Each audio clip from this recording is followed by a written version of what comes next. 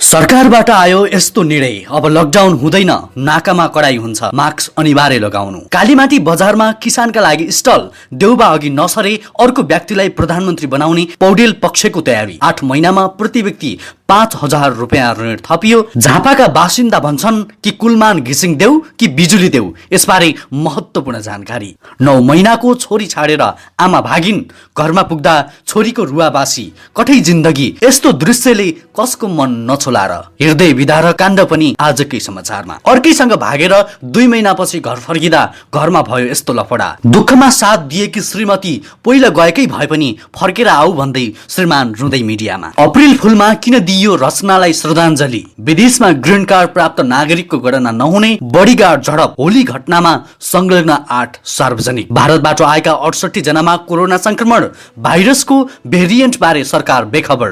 COVID-19 खोप किन्न विश्व बैंकले दियो 8 अर्ब 70 करोड ऋण। दोहोरो सुविधा लिने 276 जना ज्येष्ठ नागरिक, एकल महिलाको भत्ता रोकियो। ताइवानमा रेल दुर्घटना हुँदा 34 जनाको मृत्यु। आमा भन्दै प्रियङ्काले तस्बिर शेयर गर्दै भनिन्, हो हामी गर्भवती छौं। सादा पोसाकमा खटिएको प्रहरी हुँ भन्दै ठगी गर्ने 2 जना पक्राउ। साताको बजार, केराउको अभाव चुलियो, किलोमै 60 रुपियाँले वृद्धि। मेलम्चीमा जस लिने होडबाजी। बानेश्वरमा टाँगियो सन्त नेताको ब्यानर। राष्ट्रिय निकुञ्ज क्षेत्रमा सञ्चालित होटलहरू अब 12 महिना सञ्चालन हुने। दर्शक वृन्द नमस्कार, युट्युब च्यानल इन्फो खबरमा तपाईलाई हार्दिक स्वागत छ। म सन्तोष कठायत आज पनि महत्त्वपूर्ण खबरहरूको साथमा उपस्थित भइसकेको छु। पुरा समाचार हेर्न र हाम्रो समाचारलाई लाइक, कमेन्ट र शेयर गर्न नबिर्सिनुहोला। दर्शकवृन्द, समाचारको सुरुमा कोरोना अपडेट। नेपालमा थप 179 जनामा कोरोना भाइरसको संक्रमण पुष्टि भएको छ। शुक्रबार स्वास्थ्य तथा जनसङ्ख्या मन्त्रालयले दिएको जानकारी अनुसार पछिल्लो 24 घण्टामा 3565 मा पीसीआर परीक्षण गर्दा 179 जनामा कोरोना पुष्टि भएको हो। भारतीय नाका हुँदै नेपाल प्रवेश गर्ने 68 जनामा कोरोना भाइरसको संक्रमण पुष्टि भएको छ। नेपाल प्रवेश गर्ने मध्ये कोरोना भाइरस कोभिड-19 को आशंका गरिएकालाई एन्टिजेन विधिबाट परीक्षण गर्दा संक्रमण पुष्टि भएको इपिडेमियोलोजी तथा रोग नियन्त्रण महाशाखाका प्रमुख डाक्टर कृष्ण पौडेलले जानकारी दिए। पछिल्लो समय भारतमा कोरोना संक्रमण दर वात्तै बढेको छ। भारतमा वृद्धि भइरहेको संक्रमण दरको प्रभाव प्रत्यक्ष रूपमा नेपालमा पर्ने जनस्वास्थ्यविदहरूले बताउँदै आएका छन्।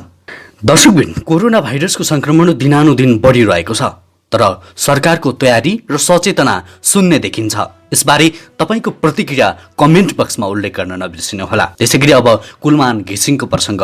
झापाको स्थानीय बासिन्दा अहिले बिजुली जाने आउने गर्नाले हैरान भएका छन्। झापा जिल्लाले पटक पटक प्रधानमन्त्री पायो तर विकास र शान्तिको श्वास फेर्न नपाएको झापाका रामप्रसाद बताउँदछन्। झापामा गर्मी सुरु भएको छ। गर्मी बढेको समयमा बिजुली गइरहने हुनाले समस्यामा परेका छौं। छिनछिनमा पिलिक पिलिक बिजुली जाने गरेको छ। गर्मी बढेपछि जमिन पनि तातिएर आउँछ। पंखा चलाउन बिजुली हुन्न, नचलाऊ, साना साना नानीहरू छन्, गर्मीले बसिसक्नुहुन्न। यो त झापाको प्रतिनिधि एक्जाम्पल मात्र हो। कुलमान हुँदा हामीले कति आनन्द थियो र कुलमानलाई सरकारले हटाएपछि बिजुली जाने आउने भइरहेको छ। राम्रो काम गर्दा गर्दै पनि कुलमानलाई हटाइयो। आज दुःख लाग्छ।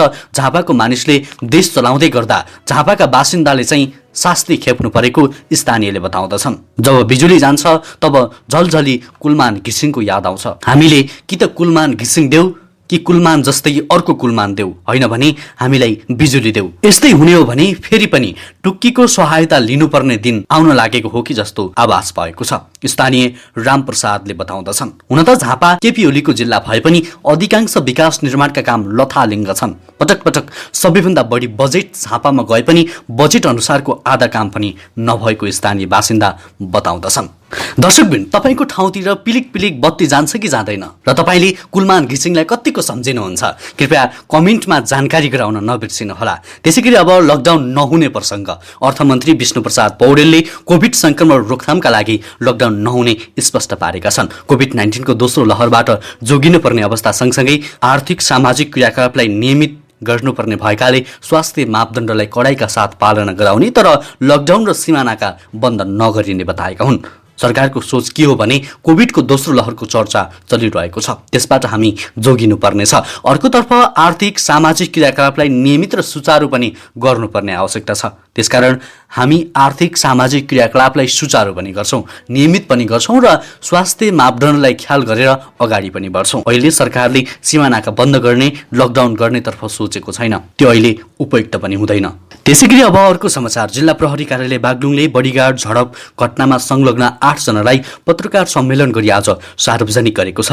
भोलि पूर्णिमाका दिन भएको झडप घटनामा संलग्न बडीगार्ड गाउँपालिका 10 का 23 वर्षीय मिलन बुढामगर, 24 वर्षीय रेशम भरिने भेषराज बुढामगर, 23 वर्षीय कुमार सन्ताल, 33 वर्षीय धनबहादुर बुढामगर, तीर्थलाल बुढामगर, 31 वर्षीय सूर्य बुढामगर, 46 वर्षीय ढालबहादुर बुढामगरलाई प्रहरीले सार्वजनिक गरेको हो।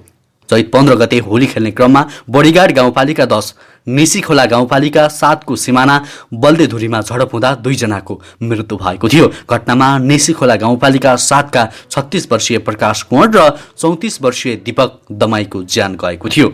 दर्शकबिन, घटनामा संलग्न यी व्यक्तिहरूलाई तपाईँ के भन्नुहुन्छ? कृपया कमेन्टमा जानकारी गराउनुहोला। त्यसैगरी हरेक 10 वर्षमा गरिने जनगणनाको मुख्य काम आगामी जेठ 25 देखि असार 8 गतेसम्म सक्ने योजनासहित गणनाको काम भइसकेको छ। विभागले 2078 सालको सुरुमै 12औं राष्ट्रिय जनगणना थालेको केन्द्रीय तथ्याङ्क विभागका निर्देशक ढुण्डीराज लामिछानेले बताए। मेरो गणना मेरो सहभागिता नारासहित नेपालमा जेठबाट राष्ट्रिय जनगणना सुरु हुँदैछ। 2078 जेठ 25 गतेदेखि असार 8 गते 15 दिनभित्रमा देशभरि एकसाथ 12औं जनगणना हुनेछ।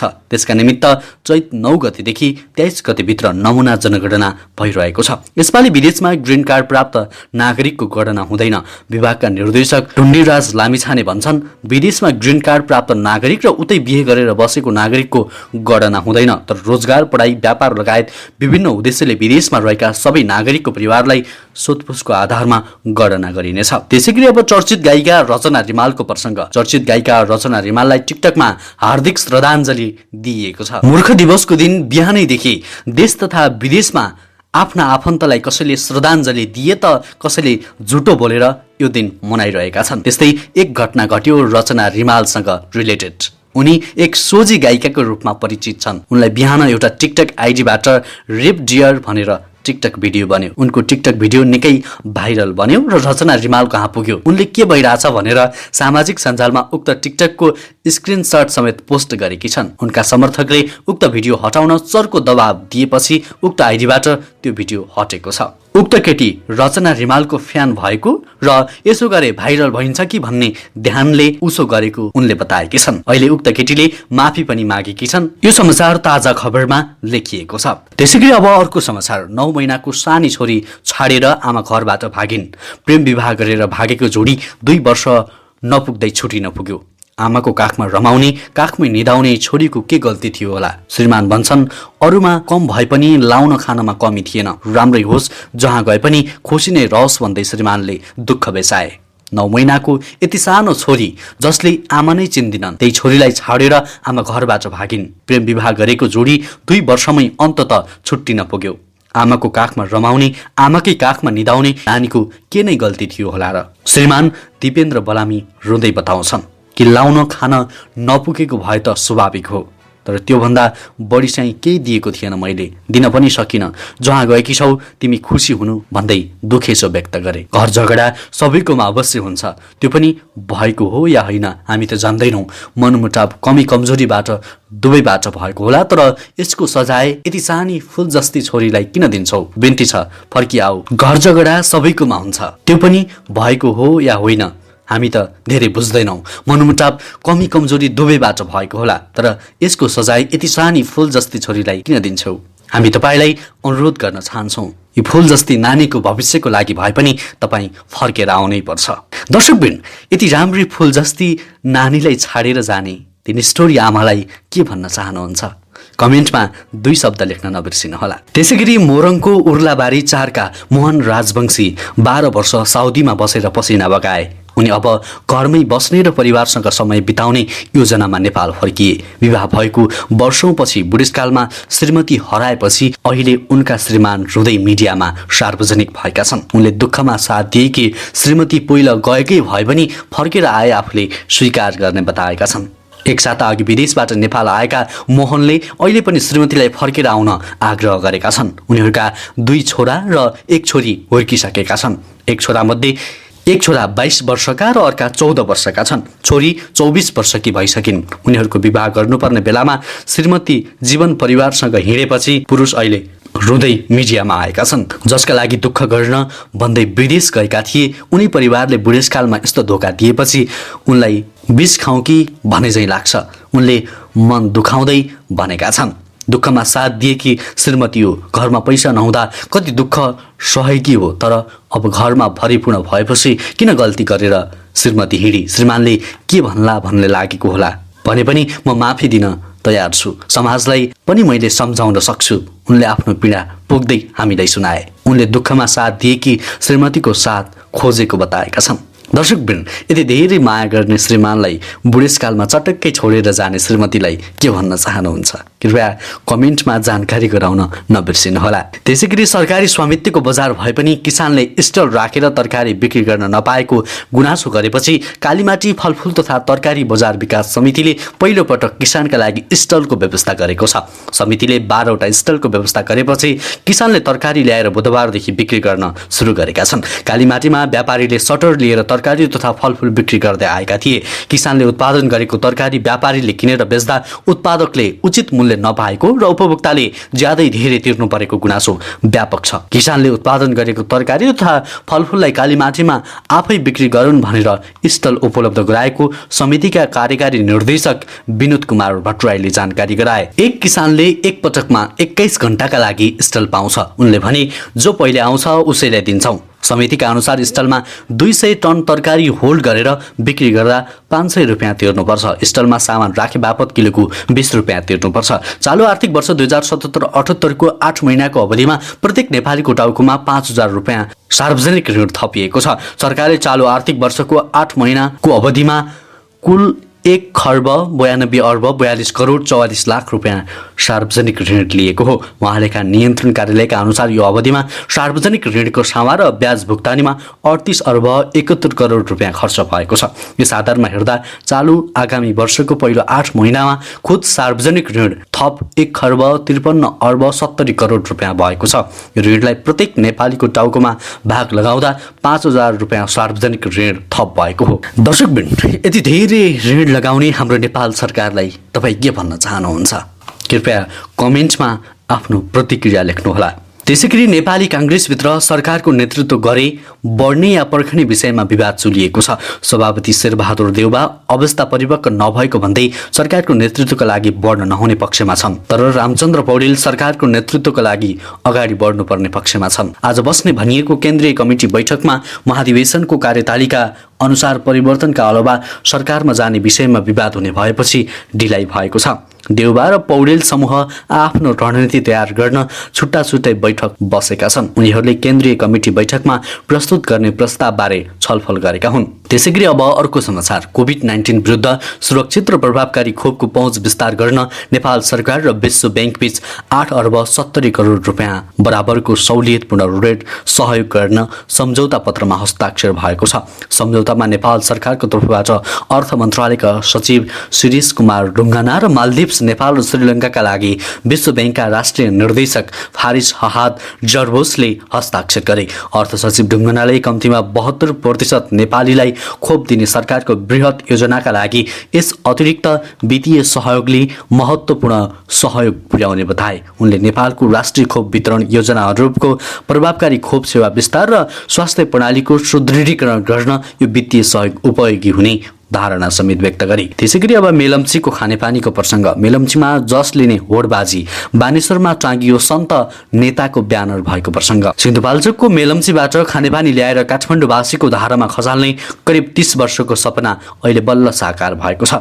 वर्तमान सरकारले यो कार्यको जस लिने प्रयास एकातर्फ गरिरहेको छ भने अर्कातर्फ विपक्षी दल नेपाली कांग्रेसले यसको जस आफूले लिने प्रयास गरिरहेको छ। उता पानी वितरणको औपचारिक उद्घाटन हुन नै नपाउँदै नेपाली कांग्रेसका 10 नम्बर वडा अध्यक्ष रामकुमार केसीले नयाँ बानेश्वर स्थित आकाशे पुलमा प्रधानमन्त्री कृष्ण प्रसाद भट्टराईको तस्बिर राखेर यो आयोजना कांग्रेस नेताको सपना रहेको बताउन भ्याइसकेका छन्।